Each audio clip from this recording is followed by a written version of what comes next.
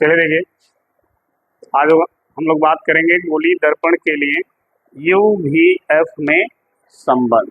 ठीक है, गोलीय दर्पण दो प्रकार का, एक अवतल और एक उत्तल, दोनों के लिए बारी बारी से हम लोग संबंध पढ़ेंगे, क्या संबंध होता है इनके बीच।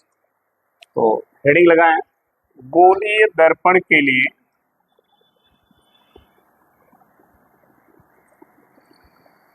गोलीय दर्पण के लिए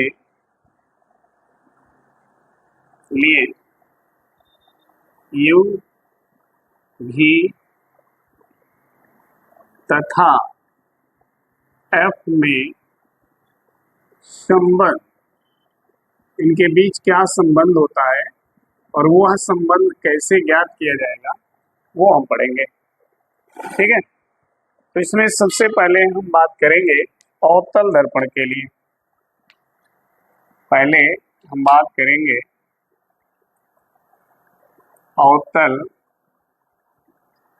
दर्पण के लिए। ठीक है, जो संबंध है UVF में वो पहले अवतल दर्पण के लिए हम पढ़ेंगे। इसके लिए देखिए, हम यहाँ पर एक फिगर बनाते हैं अवतल दर्पण को लेकर के। ये मान लेते हैं यह एक अवतल दर्पण है, यह एक अवतल दर्पण है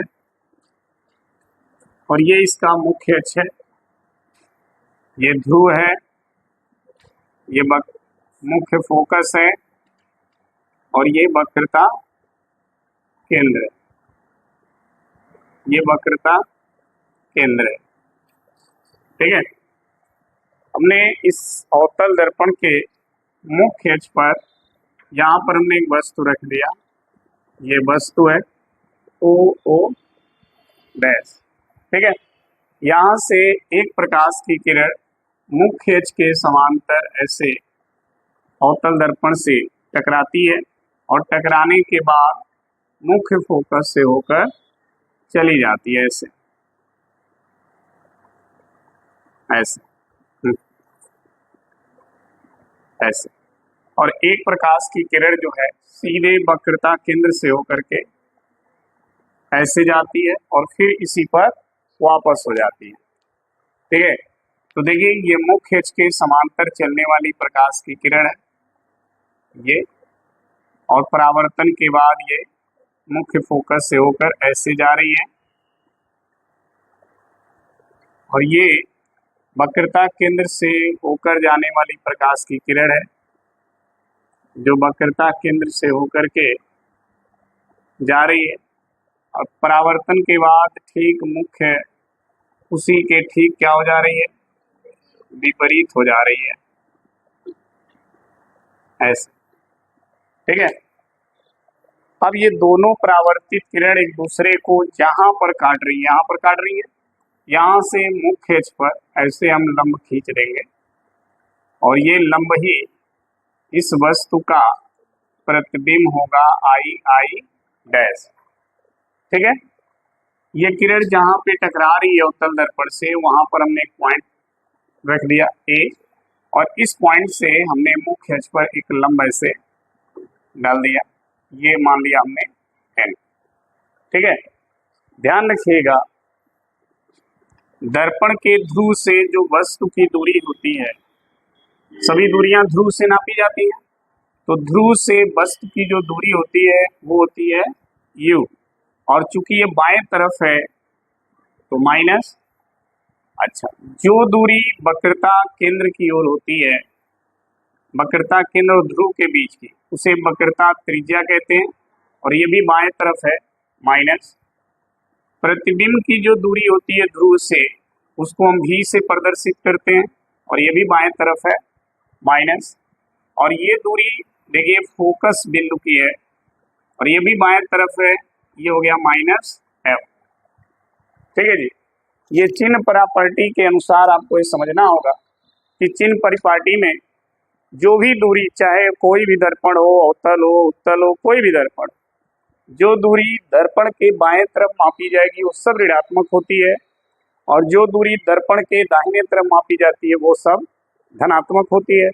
जो दूरी मुख्य अक्ष से ऊपर मापी जाती है वो धनात्मक, जो नीचे मापी जाएगी वो ऋणात्मक। ठीक है, तो ये समस्त दूरियां जो आप देख रहे हैं वो सब दर्पण के बाएं तरफ हैं, इसलिए सब नेगेटिव हैं। वस्तु की जो दूरी होती है उसे u से प्रदर्शित करते हैं और ये बाएं तरफ है इसलिए माइनस।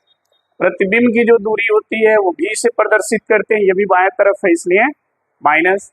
वक्रता केंद्र की दूरी वक्रता त्रिज्या r होती है, ये भी बाएं तरफ है इसलिए माइनस। फोकस बिंदु की दूरी फोकस दूरी कहलाती है, ये भी बाएं तरफ इसलिए माइनस f। ठीक है, तो ये सब ध्यान रखिएगा।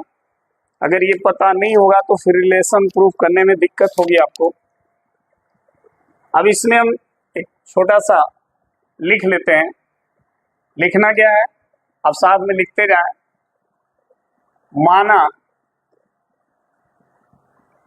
माना अवतल दर्पण के सामने, अवतल दर्पण के सामने मुख्य अक्ष पर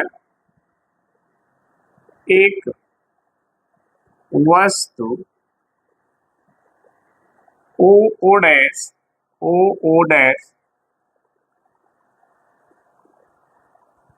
स्थित है। एक वस्तु ओ डैश स्थित है जिसका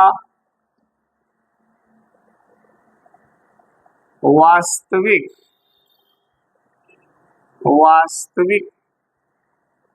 प्रतिबिंब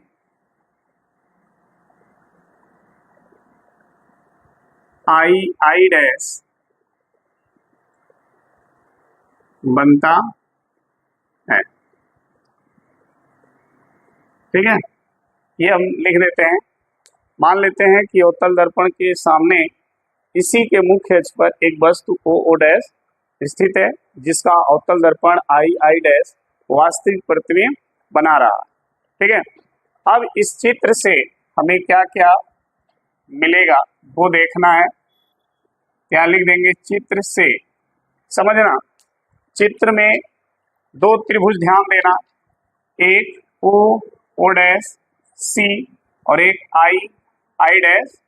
ये दो त्रिभुज ध्यान दीजिएगा, दोनों समरूप हैं, एक जैसे हैं।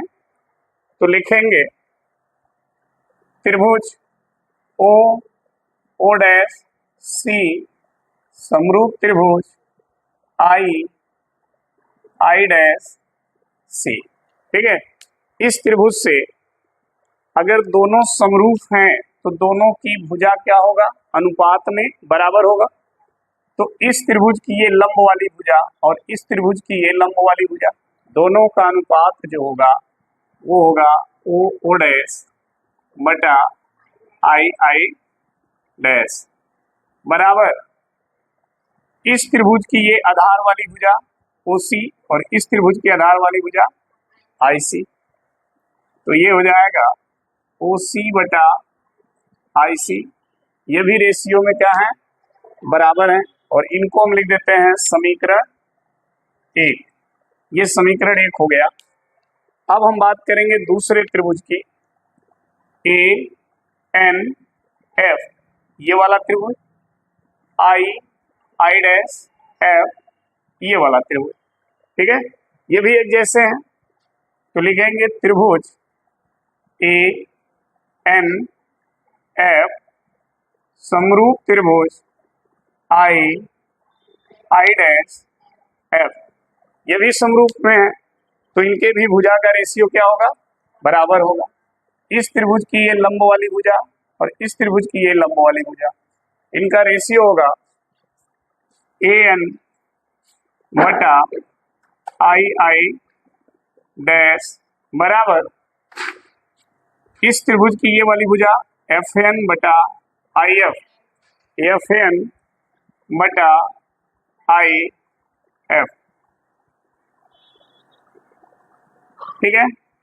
अब ध्यान देना, क्योंकि यहाँ पर अगर आप ध्यान दोगे तो AN और O डैश क्या है, जो AN है, AN ये वाली भुजा वो किसके बराबर है, OO डैश के। क्या लिखेंगे, चूंकि AN बराबर है OO डैश, तो जब AN OO डैश के बराबर है तो आप यहाँ AN की जगह क्या लिख दोगे, OO डैश लिखोगे, तो हो जाएगा OO डैश बटा I डैश बराबर FN बटा IF। ठीक है। अब ध्यान देना, अगर ये जो पॉइंट है P, ये अगर A को धीरे धीरे हम P के समीप लाएं तो IN कहाँ आ जाएगा, P पर आ जाएगा। क्यों आ जाएगा, ध्यान देना, अगर मान लो A को हम यहाँ ला दें, यहाँ पर, तो यहाँ से लंब डालोगे तो लंब देखो यहाँ पर आएगा, यानी N यहाँ आ गया। A को और समीप लाओगे तो N कहाँ आ जाएगा, P पर हो जाएगा। इसीलिए हमने कहा कि यदि A P के समीप है तो N कहाँ हो जाएगा, P पर। जब N P पर हो जाएगा तो जो FN है वो FP के बराबर हो जाएगा। तो यहाँ पर एक लाइन लिखेंगे, यदि A को P के समीप रखें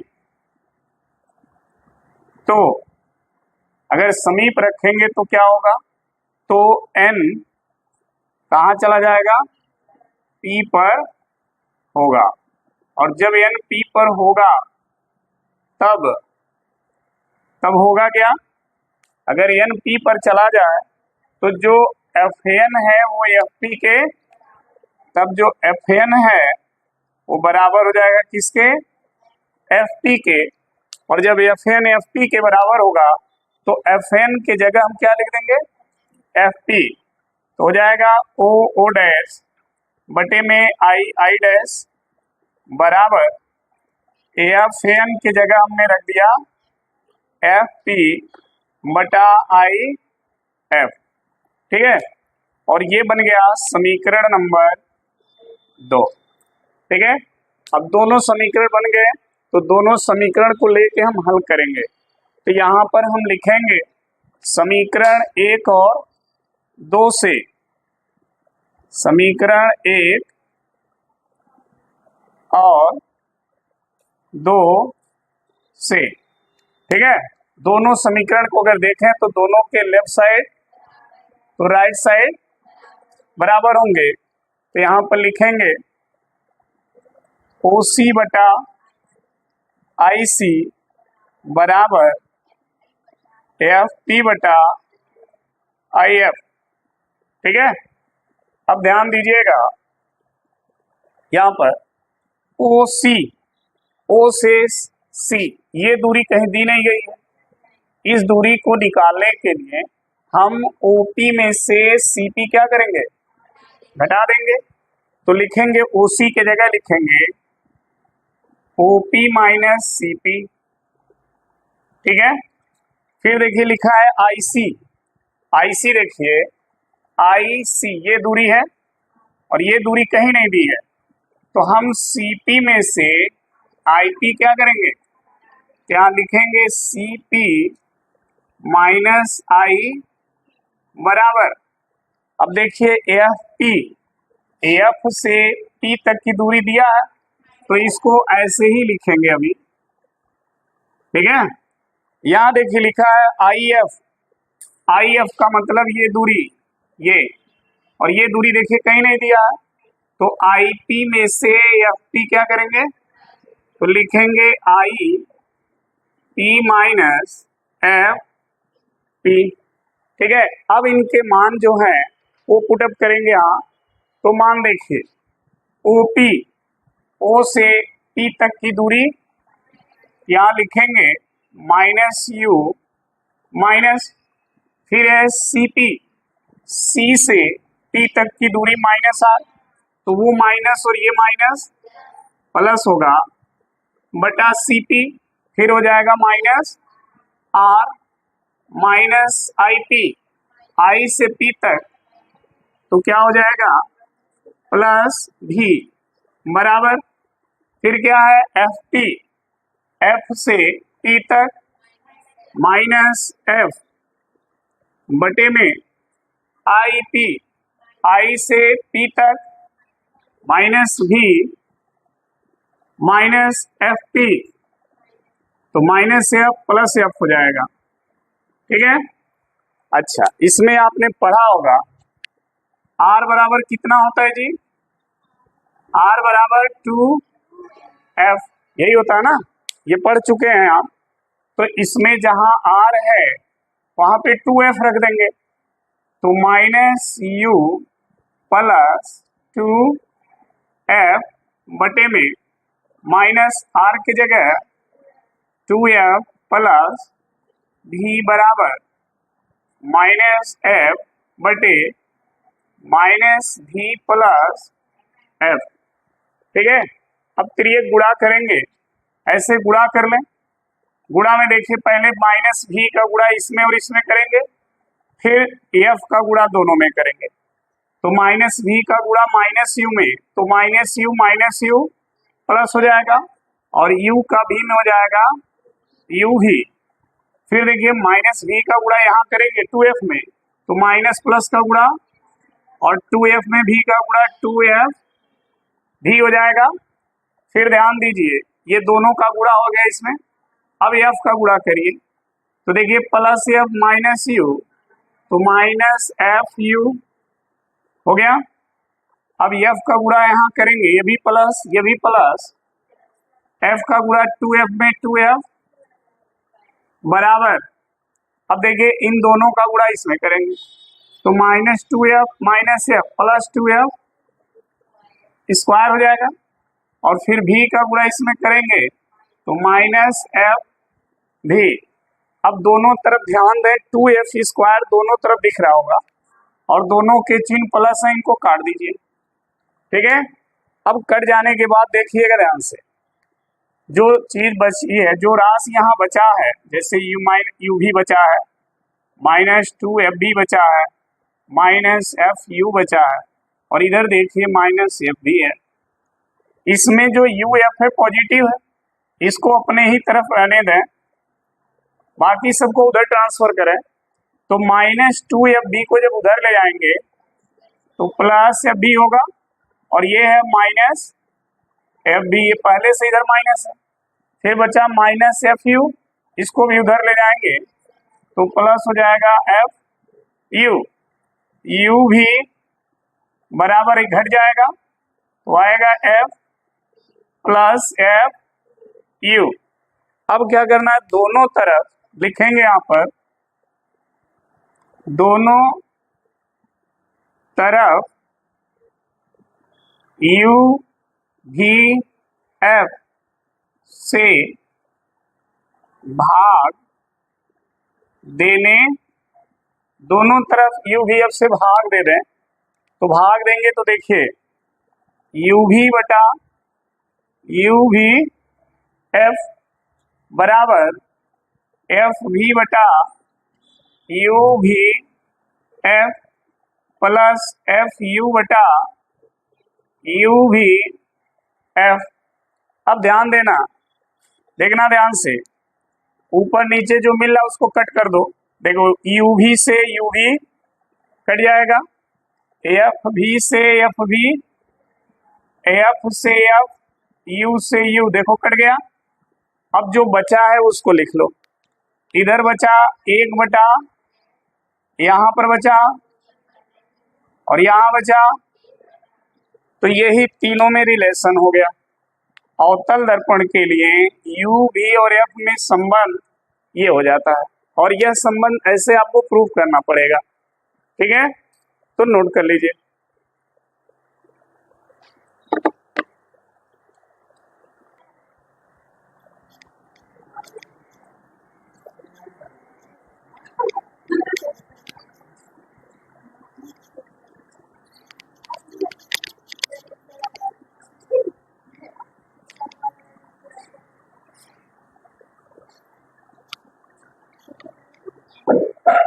देखो जी इसको, अगला है उत्तल दर्पण के लिए। अवतल के लिए तो हो गया, अब उत्तल दर्पण के लिए यू भी अपने संबंध पढ़ेंगे। तो इसके लिए फिर डायग्राम देखें ध्यान से।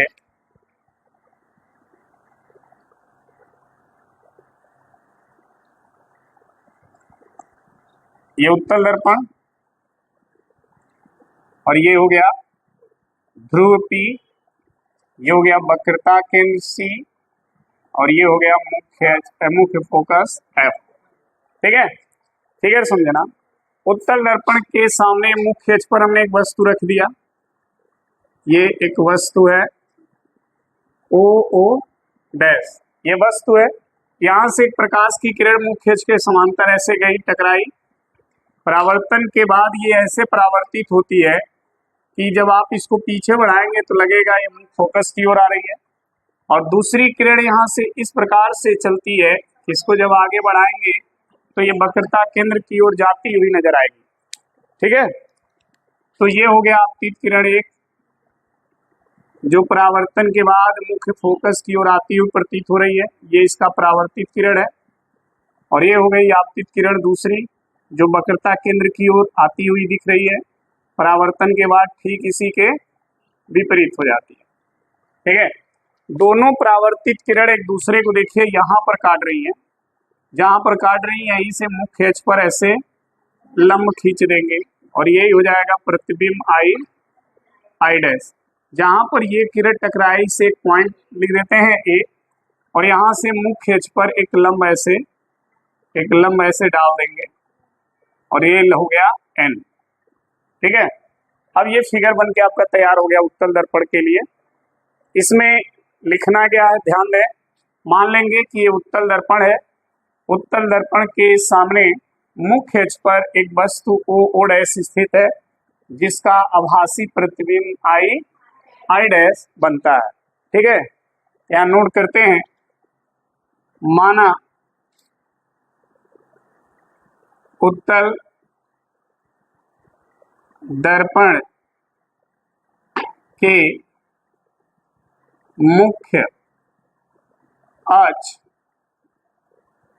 पर एक वस्तु ओ डैश स्थित है, जिसका आभासी प्रतिबिंब आई डैश बनता है। ठीक है, इतना लिखना है। उसके बाद सीधे हम बात करेंगे चित्र से। यहाँ लिख देंगे चित्र से, चित्र में ध्यान देना है। अब बोर्ड पे देखें, दो त्रिभुज ध्यान दीजिएगा, ओ डैश सी यहां तक, ठीक है, और एक त्रिभुज आई डैश सी ये वाला। तो लिखेंगे त्रिभुज ओ डैश सी समरूप त्रिभुज आई डैश सी।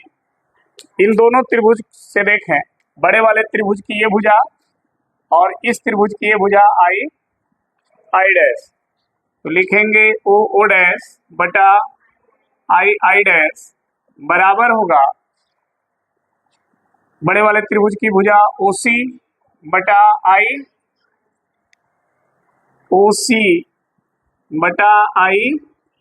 और ये बन गया समीकरण एक। ठीक है, ये। अब दूसरा ध्यान देना, दूसरा त्रिभुज, एक त्रिभुज है ए एन एफ, ये वाला त्रिभुज ध्यान देना, ए एन एफ ये वाला, और एक त्रिभुज है आई डैश एफ ये वाला, छोटा वाला सबसे।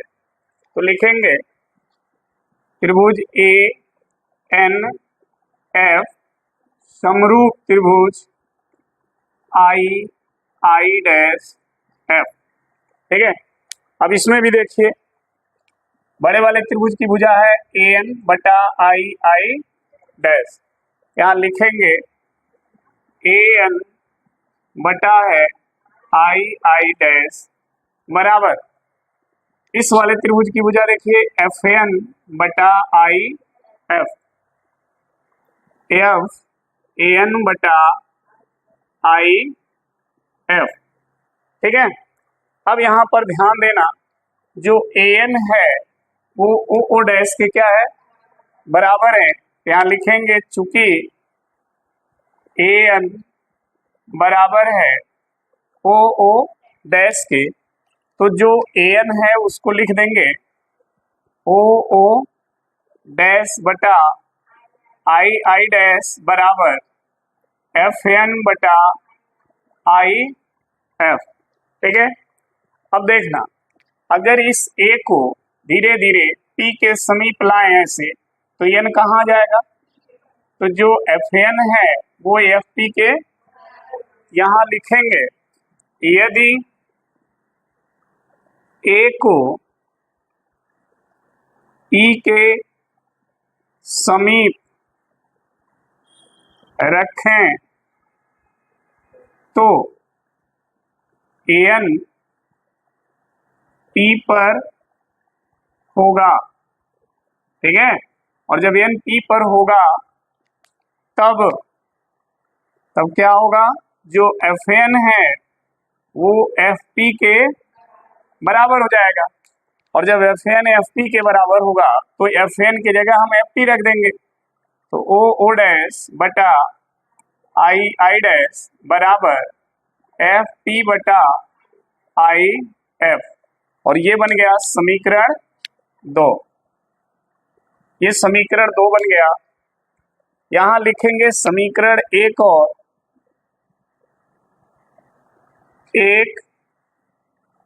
और 2 से। ठीक है, ध्यान देना दोनों समीकरण का लेफ्ट साइड क्या है बराबर है। देखो तो राइट साइड भी आपस में, तो यहां पर देखिए लिखेंगे ओ सी बटा आई सी बराबर एफ पी बटा आई एफ। ठीक है, अब इधर देखो ध्यान से समझो, इधर ओ से पी या ध्रुव से वस्तु की दूरी क्या होती है जी, यू। ध्रुव से वस्तु की दूरी यू होती है, बाएं तरफ है तो ध्रुव से वक्रता केंद्र की दूरी वक्रता त्रिज्या दाएं तरफ है प्लस, ध्रुव से फोकस तक की दूरी फोकस दूरी दाएं तरफ है प्लस, ध्रुव से प्रतिबिंब की दूरी भी दाएं तरफ है तो। ठीक है, अब यहां देखिए OC, क्या OC यहां से यहां तक की दूरी दी गई है, नहीं, 2 भाग में है OP प्लस PC, तो हम OC को लिखेंगे OP प्लस PC बटा IC। IC ये दूरी देखिए नहीं दिया है, तो PC minus PI, PC minus PI तो निकल जाएगा IC बराबर में देखें AF AF से P तक की दूरी है तो इसको ऐसे ही रखेंगे बटा IF ये दूरी देखिए नहीं दिया है, तो PF में से PI तो ये हो जाएगा FP माइनस P हो गया। अब ये सभी दूरियां दी गई हैं, अब उसको रखिए तो देखिए OP क्या है minus U plus PC R बटे PC यानी R PI यानी V बराबर FP F minus PI V। ठीक है, ये सभी दूरियां यहाँ दी गई हैं। अब देखो यहाँ पर चूंकि R बराबर होता है कितना 2F, R का मान 2F होता है, अब ये R की जगह 2F रख दोगे तो माइनस U प्लस बटे 2F माइनस, यहाँ देखो F upon F minus D, त्रियक गुणा कर दीजिए, त्रियक गुणा करोगे तो देखो एफ का गुणा इसमें करो तो माइनस यू एफ, एफ का गुणा इसमें करोगे प्लस 2f, माइनस v का गुणा करोगे तो प्लस u, माइनस v का इसमें तो माइनस 2f। अब इसका गुणा इधर करो, दोनों प्लस है तो 2f, और इसका गुणा इसमें करोगे तो माइनस। ठीक है, अब दोनों तरफ ध्यान दो, 2f square 2f square cut जाएगा, इधर बचा u भी है, माइनस 2f को उधर ले जाओ प्लस हो जाएगा, इधर पहले से माइनस f भी है, माइनस uf को उधर ले जाओ प्लस हो जाएगा, घटा दो u भी बराबर f भी प्लस uf, दोनों तरफ u भी f से क्या करेंगे, भाग देंगे।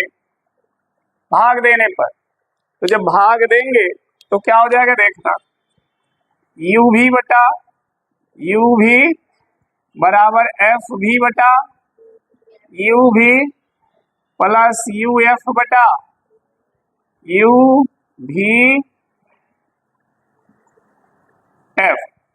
अब देखो जो मिल रहा है उसको कट कर दो, u भी से सॉरी u भी f भी से uf से कट गया।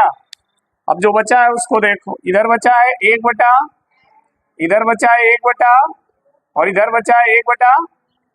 ठीक है, तो दोनों दर्पण के लिए चाहे अवतल हो उत्तल हो, दोनों दर्पण के लिए यू भी में संबंध सेम आता है, बस तरीके बदल जाते हैं थोड़ा। ठीक है जी, क्लियर है ना, तो नोट कर लीजिए।